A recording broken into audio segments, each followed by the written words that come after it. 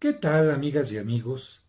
En muchas ocasiones me he dado cuenta de que algunas personas piensan que los santos durante su vida fueron muy conocidos, toda la gente los conocía y que incluso realizaban obras tan extraordinarias como milagros que hacían que todo mundo pusiera la atención en ellos. Sin embargo, esto no es del todo cierto, porque hay muchas formas de encontrar la santidad. Y una forma de encontrar la santidad puede ser totalmente en privacidad, en secreto, en el anonimato, en el desconocimiento. Y eso es precisamente lo que sucedió con San Charbel Magluf, el santo que se celebra el día de hoy. De hecho, tendría que celebrarse el día de Navidad, que es cuando falleció, pero como la fiesta de Navidad es tan importante que lo opaca, entonces se decidió que se celebrara precisamente el día 24 de julio. Fíjate que San Charbel vivió todo el tiempo en oración, en penitencia, en soledad, y solamente era conocido su trabajo, su forma de vida, por sus compañeros religiosos allá en Líbano. Sin embargo, las cosas cambiaron después de su muerte. Cuando él falleció, no era tanta gente la que lo conocía, pero a partir de acontecimientos extraordinarios, las cosas hicieron que fuera conocido en todo el mundo y por supuesto también en México. Imagínate, después de que lo sepultan, el lugar donde lo sepultan empieza a inundarse de un líquido extraño. No solamente esto, sino que empiezan a aparecer luces en torno al sepulcro y cuando deciden abrir para saber qué es lo que está pasando, encuentran casi nadando el cuerpo en un líquido especial y resulta que el cuerpo no estaba incorrupto. Normalmente los cuerpos se corrompen cuando están en contacto con la humedad más rápidamente, pues no. Lo sacaron, lo secaron totalmente, lo volvieron a sepultar y volvió a suceder lo mismo. El sepulcro se llenaba de un líquido que no surgía de ninguna parte del lugar, sino que surgía del cuerpo de San Charbel. Lo volvieron a sacar en varias ocasiones y tuvieron que dejarlo expuesto casi sobre una mesa porque este líquido no dejaba de estar surgiendo y además era un líquido con cierto olor a perfume, un líquido digamos aceitoso, pero lo más interesante es que el cuerpo ni se deshidrataba ni tampoco perdía lo incorrupto. Yo no conozco Líbano, es de los lugares que me gustaría ir pronto a visitar para estar frente a las reliquias de San Charbel que aquí podemos ver en esta imagen. Pero como no he ido a este lugar, en esta ocasión te comparto el audio de una mini novela, mini radionovela que hice para mi programa que te puede ayudar. En esta ocasión no tendrás imágenes, pero tú deja que continúe el video y simplemente escucha esta radionovela que sintetiza la vida de San Charbel Magluf. Estoy seguro que te va a admirar y además te va a ayudar a reconocer a todas aquellas personas que viven en el anonimato su fe, quizás ese padre de familia, esa madre de familia, ese obrero, ese campesino, esa gente que es totalmente desconocida para todos y sin embargo ahí en su mente y en su corazón está poniendo en práctica lo que Dios le está pidiendo, porque finalmente santidad no es otra cosa sino que vivir de acuerdo a la voluntad de Dios en donde Él nos puso y haciendo lo que de acuerdo a nuestra propia vida cada uno de nosotros podemos dar. Espero que les guste este audio sobre la vida de San Charbel Magluf. Historias que sorprenden. Historias que sorprenden. En Historias que sorprenden, la vida de San Charbel. Corría el año de 1828 cuando, en el pueblo de Becacafra, a 140 kilómetros de Líbano, capital libanesa, cuando una mujer gritaba el nombre de Antonio en libanés. ¡Señor Antún! ¡Señor Antún! ¡Corra, porque su esposa Brigitte está a punto de dar a luz! No cabe duda que el momento de dar a luz es un momento que solo Dios conoce con certeza. Yo la dejé tranquila en casa para irme a trabajar al campo y mira qué noticia me vienes a dar. Pues seguramente que hoy, 8 de mayo, se convertirá en el padre de una hermosa criatura. Lo que no sabemos es si será niño o niña. Lo que sí sabemos es que, como toda criatura, es una bendición de Dios y Él será mi quinta bendición.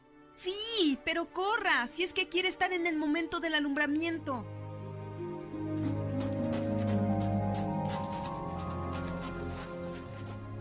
Nadie se imaginaba que aquel día nacería un santo.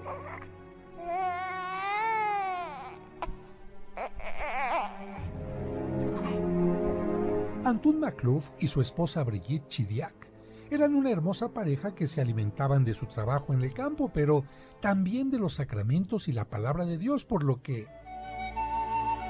Mañana cumple 8 días el niño y creo que es tiempo de llevarlo a bautizar. Sí, gracias a Dios nació muy sano y yo ya me recuperé del parto, así que podemos llevarlo mañana mismo a la parroquia. Pero, ¿qué nombre le pondremos? Yusef, que en libanés es el nombre de quien hizo de padre terreno de nuestro Señor Jesucristo. San José. Sí, me gusta ese nombre, para que San José sea su santo protector.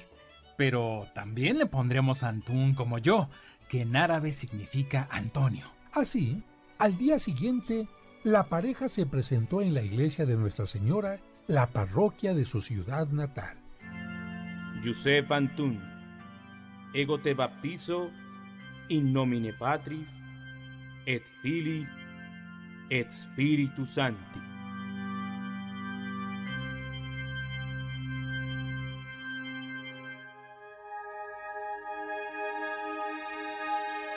El pequeño José Antonio, o mejor dicho, Yusef Antún, por la gracia del bautismo se convirtió en hijo de Dios, seguidor de Cristo, templo del Espíritu Santo y miembro de la Iglesia.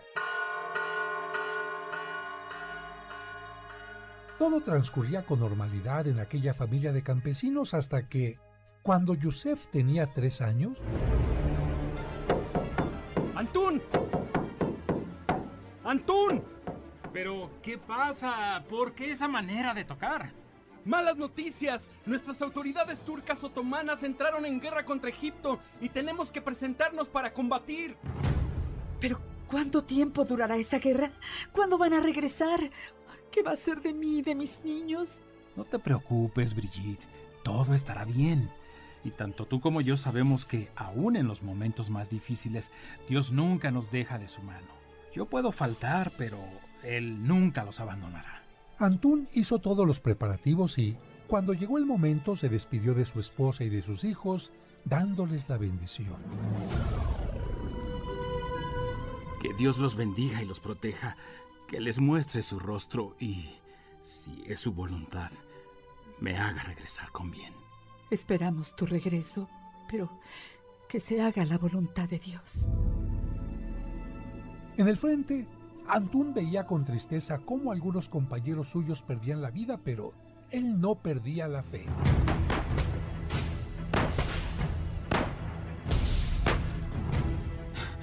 Señor, la guerra no es el camino que nos enseñaste. Por eso te pido por todos los fallecidos, de uno y de otro bando, y sobre todo para que cese la violencia entre los pueblos. Afortunadamente, la primera guerra egipto-otomana terminó, pero cuando Antún regresaba a su casa... ¿La señora Brigitte? Sí, soy yo, oficial. ¿En qué puedo servirle? Tengo que informarle que la guerra ha terminado y que su esposo luchó valientemente, pero lamentablemente murió en el camino a este pueblo. Señor, si es tu voluntad que yo sola saque a mis hijos adelante, así lo haré. Pero por favor, no me abandones. Brigitte cuidó de su familia con todo esmero, haciendo que todos sus hijos se encontraran en ella un ejemplo de virtud y de fe, pero, al parecer, la voluntad de Dios no era que ella se quedara sola para siempre, porque, tiempo después... Queridos hijos, deben de saber que su papá siempre tendrá un lugar especial en mi corazón y que nadie ocupará su lugar. Pero Dios me ha concedido conocer a un buen hombre que me propone matrimonio y desea ayudarme en su educación. ¿Y quién es él, mamá? Un hombre muy bueno que pretende ser sacerdote. ¿Sacerdote? Sí, es un hombre muy recto, devoto y de principios intachables. ¡Qué gusto, mamá! Tú mereces como esposo al mejor hombre de la tierra. Y qué mejor que alguien que quiera dedicarse a servir a Dios y a una familia. El ejemplo de su madre y del nuevo padre hicieron que el pequeño Yusef descubriera en él una gran atracción hacia Dios, al servicio y la oración, por lo que... Papá, permíteme que te ayude en tu ministerio. ¿Y por qué habría de impedirlo? Si varios niños del pueblo ofrecen su ayuda en el culto, con mayor razón puedes hacerlo tú. Yusef gozaba en los servicios religiosos, especialmente en la Santa Misa y en la oración, pero eso no era todo.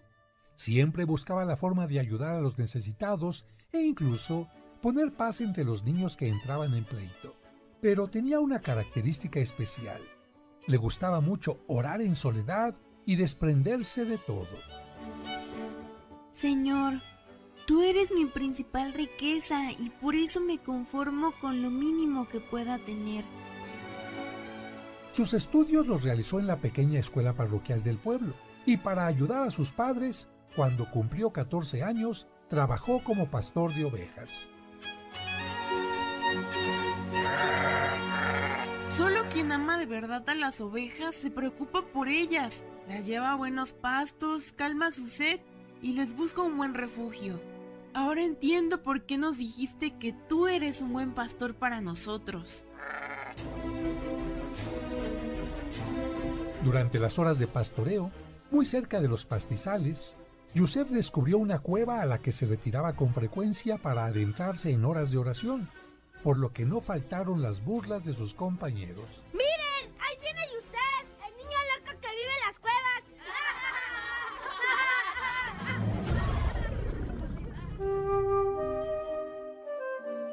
Aunque Yusef dejó la infancia y se convirtió en un joven, no abandonó su gusto por los momentos de soledad, oración y servicio, por lo que comenzó a visitar a 2 de sus tíos maternos.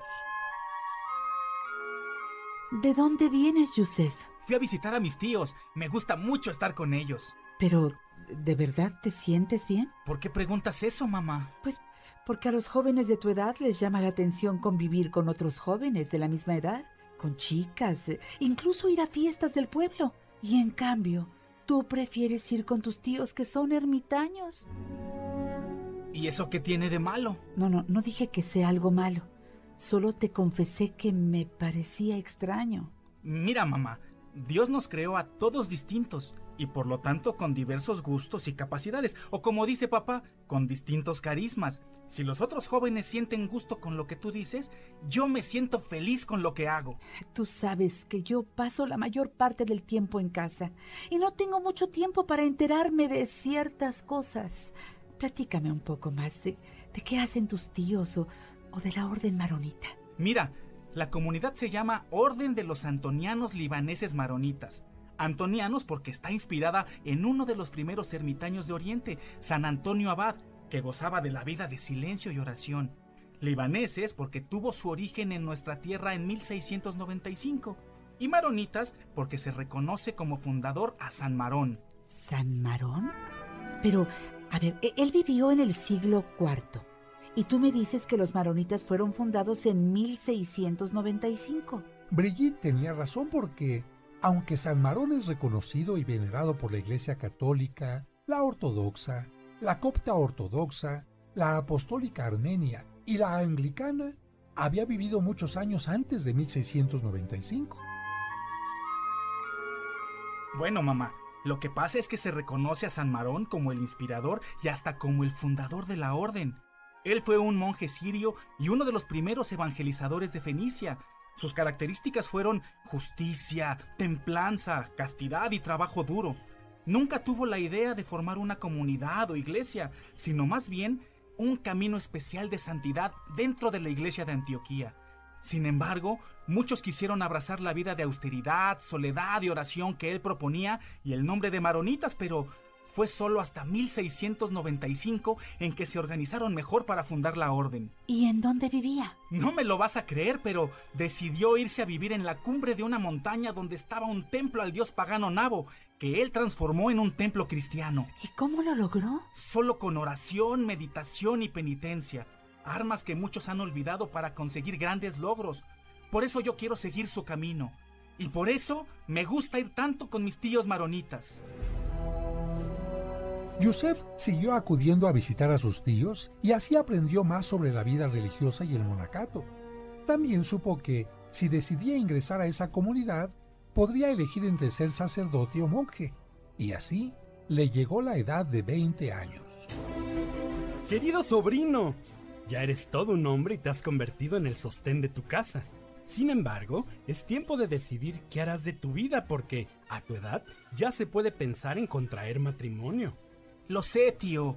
Por una parte tengo el deseo de formar una familia, pero por otra siento que esa no es mi verdadera vocación. En ese caso, pídele mucho a Dios que te clarifique las cosas. Después de 3 años de espera, Yusef escuchó la voz del Señor. Deja todo, ven y sígueme. Así, una mañana del año 1851 se dirigió al convento de Nuestra Señora de Mayfolk, donde fue recibido como postulante. Yusef Antún, debes saber que cuando entramos a este lugar decidimos vivir una vida totalmente nueva. Y por eso es costumbre elegir un nuevo nombre para nuestra consagración. ¿Has pensado ya en alguno? Sí, quiero ser santo. Pues si quieres ser santo, en libanés santo se dice Charbel. Y te llamarás Charbel, en árabe Sarbil. A partir de ese momento, Yusef Antún José Antonio, de 25 años, se convirtió en Charbel. Más tarde fue enviado al convento de Anaya, en donde en 1853 profesó los votos perpetuos como monje. Charbel, para que tengas una buena formación intelectual, deberás acudir al monasterio de San Cipriano de Fifén. Allí recibirás los estudios en filosofía y teología. 6 años después, con la preparación necesaria y por una vida ejemplar de obediencia y observancia, Charbel fue ordenado sacerdote el 23 de julio de 1859. ¡Felicidades, hermano! Has sido obediente a la voluntad de Dios. Y ahora hemos decidido que prestes tu servicio en el monasterio de Anaya, a donde ingresaste por primera vez. Pasaron muchos años en los que Charbel no solo celebraba la Santa Misa con fervor y administraba los sacramentos alegremente, sino también llevaba una vida ejemplar de oración y apostolado, cuidando a los enfermos, pastoreando a las almas y trabajando en las cosas más humildes. Si aprendí a ser un buen pastor de ovejas, también debo ser un buen pastor de almas. Pero siento que algo me falta. Necesito más momentos de silencio, soledad y sacrificio para orar por mi santificación y por todas las necesidades del mundo, especialmente para que haya paz. Señor, me acercaré a mis superiores para pedir permiso de vivir como ermitaño, pero no quiero ir contra tu voluntad. Si tú crees que es lo que necesito para servirte mejor, haz que mis superiores me den la respuesta que tú quieres. Charbel recibió autorización para la vida ermitaña el 13 de febrero de 1875. Tenía 47 años. Hermano, han pasado ya muchos meses desde que Charbel vive en soledad, en una ermita, pero no podemos dejarlo totalmente solo y aislado. Por eso le pido a usted que vaya a visitarlo y regrese con noticias sobre su salud. Así lo haré, señor abad. Los visitantes que llegaban ocasionalmente a la ermita siempre regresaban con noticias increíbles. Señor Abad, nuevamente fui a visitar a nuestro hermano Charvel y estoy sorprendido, porque no obstante tener una alimentación demasiado austera, vestir el mismo hábito y someterse a las inclemencias del tiempo, no solo goza de buena salud, sino que su semblante refleja mucha paz. Eso significa que está muy bien porque no vive solo. Por supuesto que vive solo, todos lo hemos comprobado. Pues no han puesto la atención suficiente. No entiendo. Lo que quiero decirte es que se ha dedicado tanto a Dios que Dios vive con él. Por eso no necesita grandes cosas. Y su rostro refleja la paz.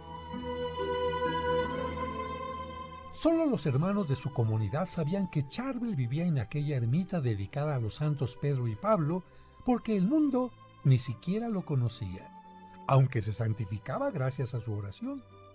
Comía una vez al día, rezaba 7 veces la liturgia de las horas, hacía penitencia con un cilicio y meditaba mientras realizaba trabajos manuales. Señor, tengo que reconocer que las tierras que rodean la ermita eran áridas y estaban llenas de pedruscos, pero con paciencia, disciplina y mucho trabajo se han convertido en fértiles. Con esto entiendo que así somos los humanos, como tierras áridas que necesitan de tu mano como jardinero para que podamos dar el mejor fruto. Por eso te pido especialmente por aquellos que, por su egoísmo, su falta de fe o por no conocerte, no pueden dar buenos frutos.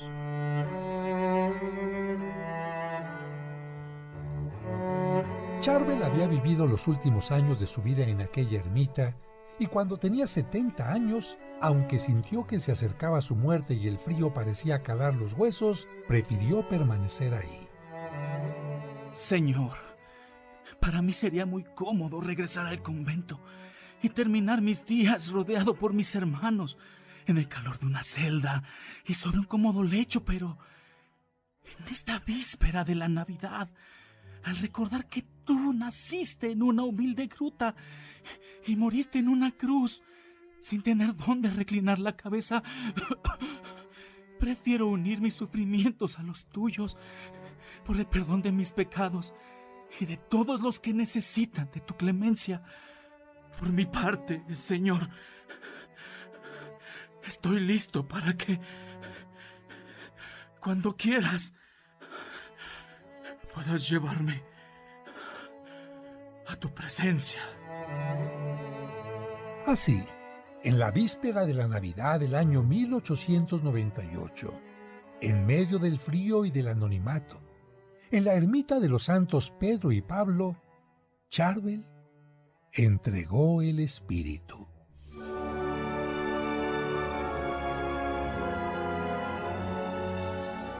No cabe duda de que nuestro hermano, desconocido por el mundo, nos ha dejado un maravilloso ejemplo. Que Dios lo tenga en su gloria. Sí, Charvel había muerto como un desconocido, pero Dios, dentro de sus inescrutables designios, tenía algo preparado para después.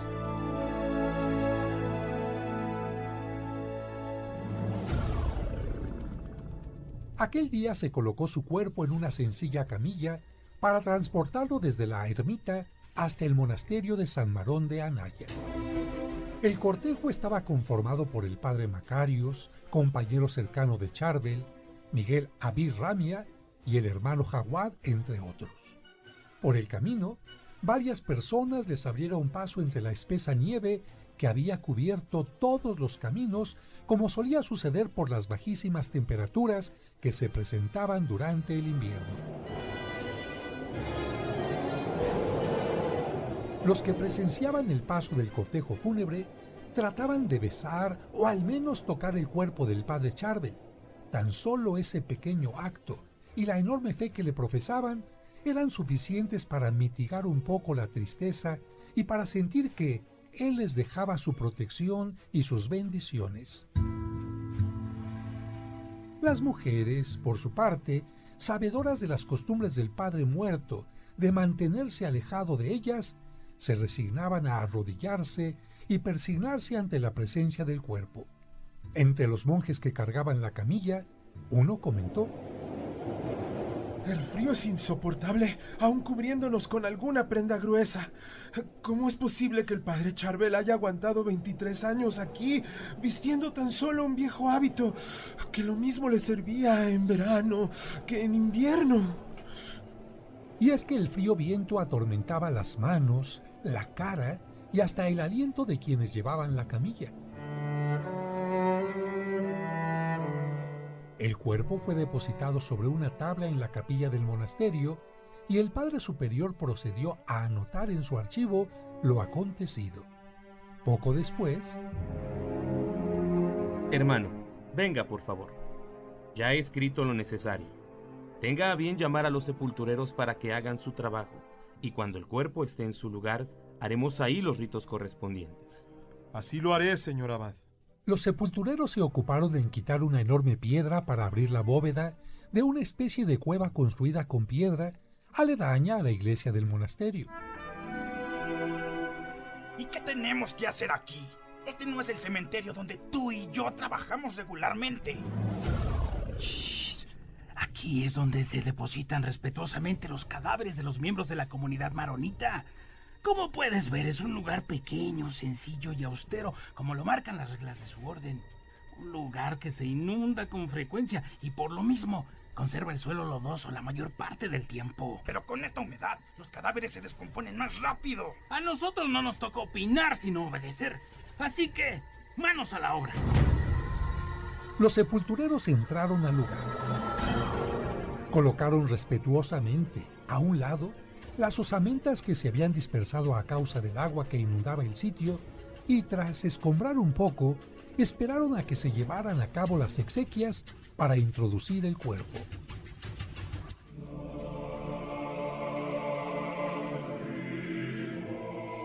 Llegado el momento, un cortejo de monjes y demás personas acompañaron a su última morada al cadáver del querido ermitaño.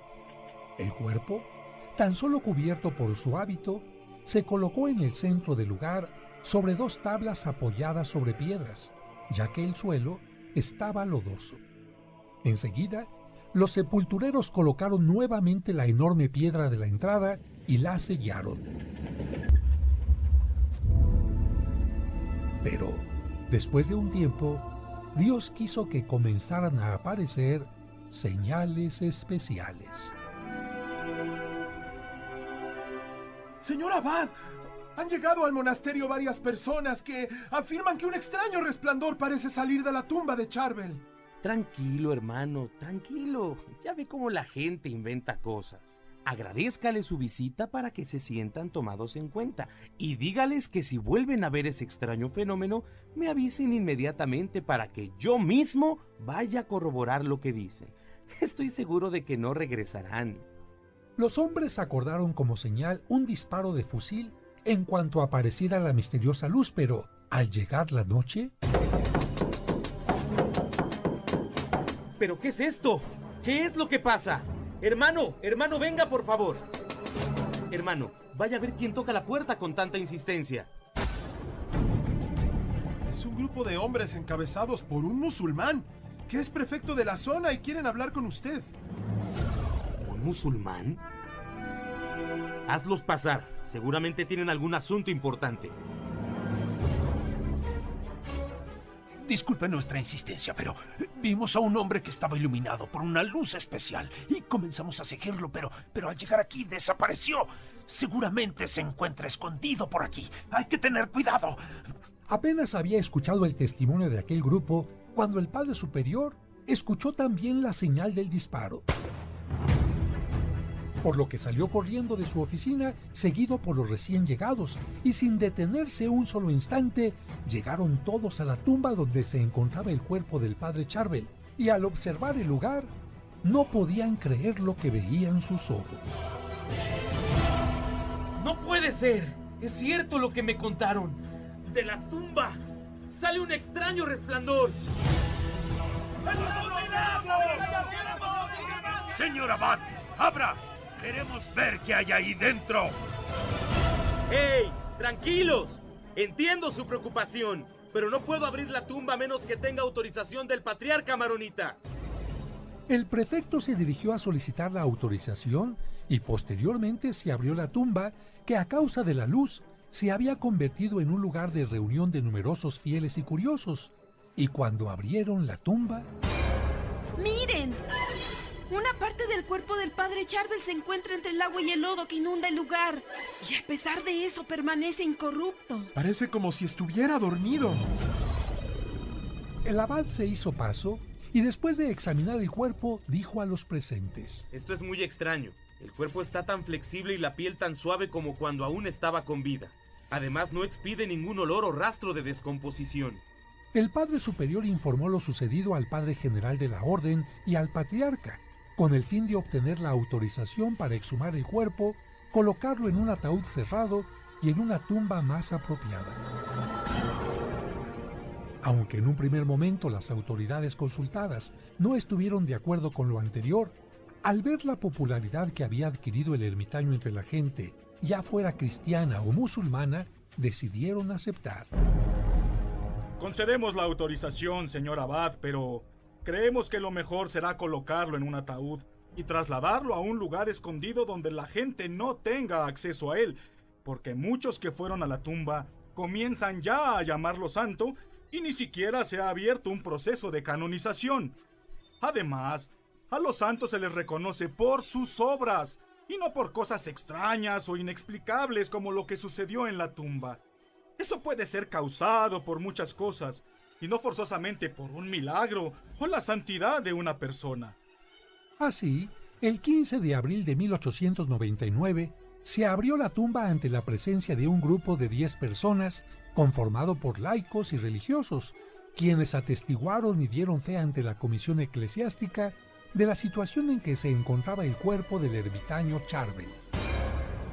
Constatamos que el cuerpo está totalmente conservado, a diferencia de la ropa que vestía, que está en muy malas condiciones. Esto puede ser una señal de Dios, porque de qué otra manera se puede entender que 932 monjes y ermitaños se hayan enterrado aquí antes que Charbel, en la misma tumba, y 20 más después de él, y que todos, absolutamente todos esos cuerpos, hayan experimentado el proceso normal de descomposición, acelerado en gran parte por las condiciones del lugar. No sé si sea una señal de Dios, pero sí algo muy extraño. Y algo más extraño es esto que fluye de su costado. Parece transpirar agua con sangre. Los médicos ya lo han revisado y no encuentran explicación alguna. Yo creo que lo más conveniente es que le cambiemos el hábito y lo coloquemos en un ataúd abierto para ver si esto cesa. Después lo llevaron a un cuarto contiguo a la iglesia, a la que se llegaba subiendo una escalera de piedra. Los superiores consideraban que ahí estaría lejos de sus fieles, pero no se acababan los problemas. 3 días después, se presentarían otros. ¿Qué es ese olor? No lo sé. Ciertamente no es desagradable, pero sí nos distrae de nuestros rezos. Vaya por favor a investigar de dónde proviene. Uno de los hermanos fue siguiendo el olor y llegó hasta las escaleras que conducían al cuarto donde se encontraba el ataúd, y al observar que por ellas corría el líquido sanguinoliento que salía del cuerpo, corrió a avisarle al superior, quien tomó una determinación. No entiendo por qué después de tanto tiempo de su sepultura sigue brotando aún ese extraño líquido. Pero si dejamos que el líquido se siga extendiendo y no cambiamos de lugar su cuerpo, la gente pronto se dará cuenta dónde lo hemos ocultado.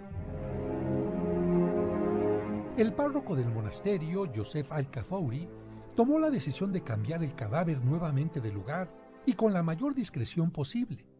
En un principio, fue conducido a una de las celdas, pero después el padre, con ayuda de otro monje, lo colocó en una terraza con la esperanza de que se oreara y con ello se secara ese líquido que el cuerpo transpiraba por todos sus poros. Además, para evitar que la sangre con agua corriera por los pasillos, se envolvió el cuerpo con 2 sábanas a fin de que éstas la absorbieran. Padre, creo que todo lo que hemos hecho ha sido en balde, porque después de estar 4 meses en la terraza, el líquido sigue empapando las sábanas que tenemos que cambiar todos los días. Entonces se tomó otra decisión. Le pediremos al médico Saba Bou Moussa que extirpe los órganos internos. La operación fue un éxito, pero el médico testificó que en el momento de la operación los órganos tenían la apariencia de una persona viva y además no fue ninguna solución porque el líquido siguió emanando. Y como la gente del pueblo se enteró de esto, comenzaron a haber reacciones. Padre, cada vez son más las peticiones que nos hacen para poder ver el cuerpo de Charbel. La gente se ha reunido afuera del monasterio y hasta han amenazado con tirar la puerta si no les permitimos la entrada. Está bien, está bien. Los dejaremos pasar, pero para que no invadan la privacidad del monasterio, colocaremos el cuerpo en un cuarto cercano a la entrada. Pero para evitar que la gente lo toque, lo pondremos dentro de una vitrina. Pero, ¿cómo evitaremos entonces que el líquido siga escurriendo? Le pondremos sábanas en los pies para que lo absorban. Y además, seguiremos la recomendación del doctor Najib el-Khouri. ¿Eso de colocar cal viva en los pies? Sí, él garantizó que la cal no solo absorbería el líquido, sino que también evitaría la transpiración y aceleraría la descomposición del cuerpo. Así se hizo mientras el cuerpo estuvo dentro de la vitrina para que lo vieran los fieles, pero la cal no funcionó. En verdad, padre, no comprendo por qué la cal viva no hace su función en este cuerpo. Esto es inexplicable para la ciencia. ¿Y qué otra solución ofrece, doctor? Debemos terminar ya con esto y permitir que el cuerpo de nuestro hermano regrese a la tierra como es voluntad de Dios. Polvo somos y al polvo volveremos. Si la humedad del sepulcro ni la cal viva funcionaron, solo nos queda esperar a que el cuerpo comience a corromperse solo. Pero no podemos dejarlo así. No es correcto exhibirlo en una vitrina como si se tratara de las reliquias de un santo. Tiene razón, hermano. No debemos confundir a la gente entre lo que es la santidad y algunas cosas inexplicables como esta. De esa manera, el cuerpo se colocó nuevamente en el ataúd que, casi 10 años después, en 1909, fue sustituido por una caja que donó otro doctor, George Chukrala. El mismo médico, después de varios años de observación, afirmó categóricamente: lo que sucede con este cuerpo no tiene explicación científica. Lo hemos analizado varias veces, incluso médicos forenses y yo no encontramos una causa lógica o natural. Como científico, no me toca a mí decirlo, pero creo que se trata de algo sobrenatural. Y ustedes deberían iniciar un proceso de investigación canónica porque quizás Dios quiere decirles algo.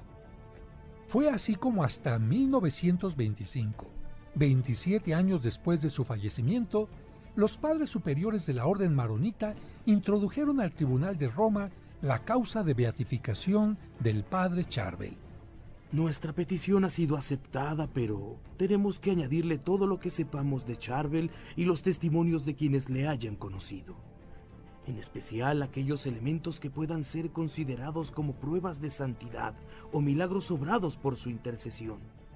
Y algo muy importante, tenemos que cambiar el cuerpo de lugar porque, mientras la Santa Sede no lo autorice, no puede ser venerado por el pueblo. Siguiendo estas indicaciones, en 1926, el cuerpo se cambió de lugar, pero al año siguiente, el 24 de julio de 1927, el cuerpo del ermitaño tuvo que ser nuevamente exhumado ante miembros de la comisión eclesiástica. Bien, pues después de las observaciones necesarias, debemos hacer constar en un documento todo lo que hemos visto y oído sobre el caso. Dicho documento debe introducirse en un cilindro metálico sellado y, como lo exigen las normas, el cuerpo debe ser colocado junto con el cilindro en una caja de madera que a su vez deberá ponerse dentro de una de zinc, y nadie podrá abrirla sin alguna razón especial.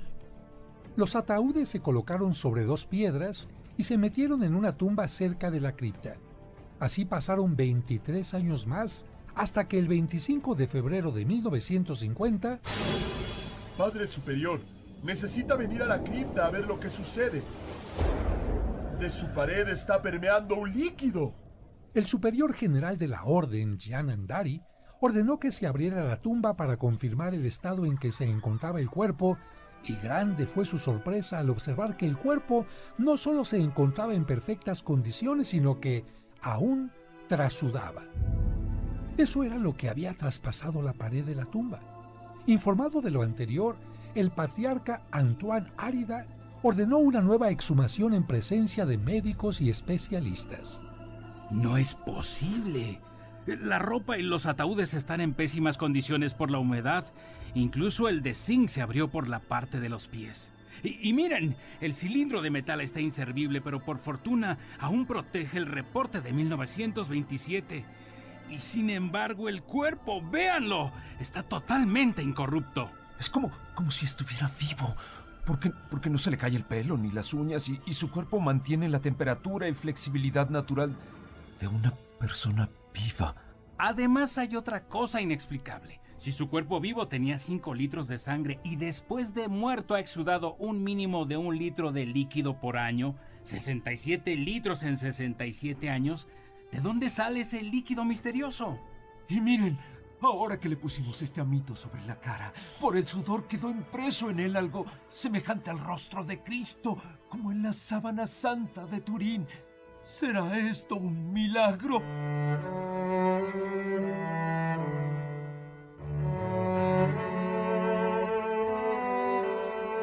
Ya para entonces, los fieles le llamaban al líquido el sudor del ermitaño y suplicaban por un poco de él porque aseguraban que era milagroso y curaba todas las enfermedades. Y como aquel año de 1950 sucedieron innumerables milagros, el cuerpo del padre se volvió a colocar en la tumba con todas las precauciones posibles para evitar el saqueo. Ante esto, cientos de fieles que venían desde lejos y no podían llegar a la tumba, ni podían tener algo de la ropa o del sudor del padre, se contentaban con llevarse un puñado de tierra del monasterio o una rama, hoja o incluso corteza del roble bajo el cual el padre Charbel solía hacer oración.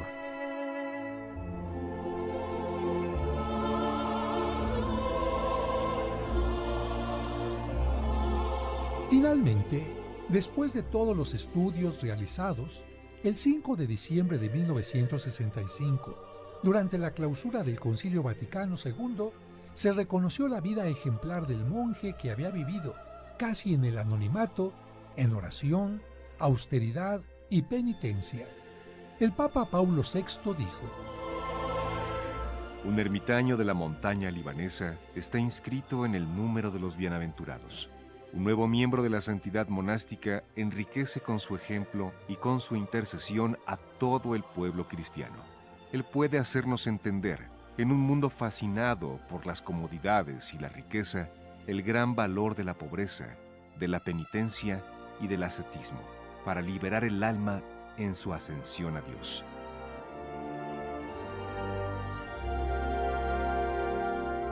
Y el 9 de octubre de 1977, durante el Sínodo Mundial de Obispos, el mismo Papa lo canonizó convirtiéndolo en el primer santo oriental desde el siglo XIII.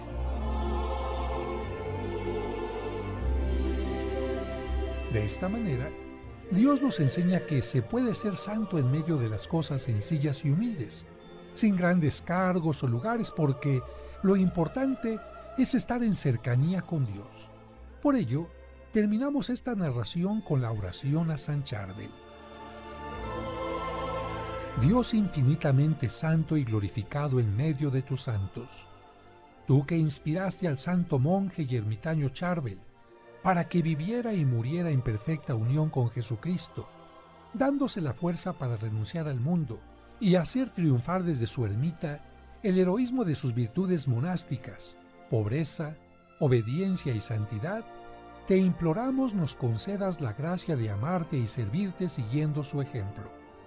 Dios Todopoderoso, tú que has manifestado el poder de la intercesión de San Charbel a través de sus numerosos milagros y favores, concédenos la gracia que hoy te imploramos por su intercesión. Amén.